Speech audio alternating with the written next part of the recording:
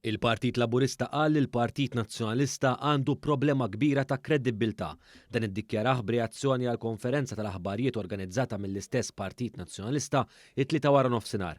Konferenza indirizzata minn Carol Akolina, Market Nisammut u Ryan Kallus, esponenti ewlenin tal-establishment tal-Partit Nazzjonalista li jagħmlu parti mill-famużi Blue Heroes u li saħansitra huma qrib sew tal-Aqda Repubblika bħu Carol Akolina imexxi l-istess aqda. F'din il-konferenza tal-aħbarijiet it-tlet kellima tal-Partit Nazzjonalista ftaħru bil-manifest elettorali tagħhom tal-2017 li jipproponi ċaru tont mekkaniżmu anti-deadlock bħal dak li llum hemm quddiem il-Parlament. Fil-fatt fil-programm elettorali tiegħu il-Partit Nazzjonalista kien ippropona li sabiex ma niġux pożizzjoni li l-ogħla karigi tal-Istat jibqgħu vojtax ma jkunx intlaħaq vot ta' 2/3 fil-Parlament wara 2 votazzjonijiet, it-tielet vot ikun b'maġġoranza sempliċi sabiex il-ħatra tkun tista' ssir.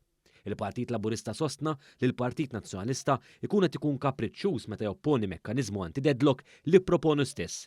Dan bħalma kien kapriċċjuż ukoll meta mar lura mill-ftehim fuq kandidati donju għal kariga ta' kummissarju għal ħarsin tal-istandards fil-ħajja pubblika. It-tnejn fil-għaxija f'diskors parlamentari waqt it-tieni qari tal-emenda għall-att dwar l-istandards fil-ħajja pubblika, il-Prim Ministru Robert Abela afferma propju dan hekk kif irrimarka li l-Partit Nazzjonalista baqa' qatt ma ta' raġuni valida għaliex qed jopponi l-ħatra tal-Prim Imħallef Emeritu Joseph Azzopardi għal kariga ta' kummissarju għal ħażin tal-istandards fil-ħajja pubblika. Jopponu kariga għadni kif semmejta u nibqa' nsemmija bla ma jagħtu imqar raġuni valida waħda. U diffiċli biex jagħtu raġuni kontra l-eventwali vot tagħhom għaliex nfakkar illi il-Prim Imħallef Emeritu kien inħatar imħallef fi żmien Gvern Nazzjonalista. Inħatar imħallef fi żmien illi l-Gvern kien jagħżel direttament il-Prim Ministru l-imħalfin u l-maġistrati mela kien bniedem tal-fiduċja tal-Gvern ta' dakinhar u eventwalment serva fl-ogħla kariga tal-qrati tagħna bħala l-primus inter pares, bħala il-President tal-Qorti u serva f'dik il-kariga b'dekor.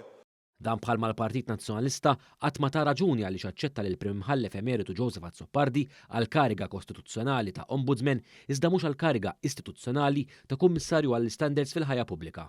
Fil-konferenza tal-aħbarijiet li organizza l-Partit Nazzjonalista, One News staqsa propju dwar dan, madankollu baqa' mingħajr risposta hekk kif il-kellima tal-establishment nazzjonalista evidentament skomdi lebtu l-barra mill-Kamra li fija kienet qed issir il-konferenza. Dr. Akolina, għaliex il-Prim Imħallef Emeritu Ombudsman huwa u Commissioner for Standards le?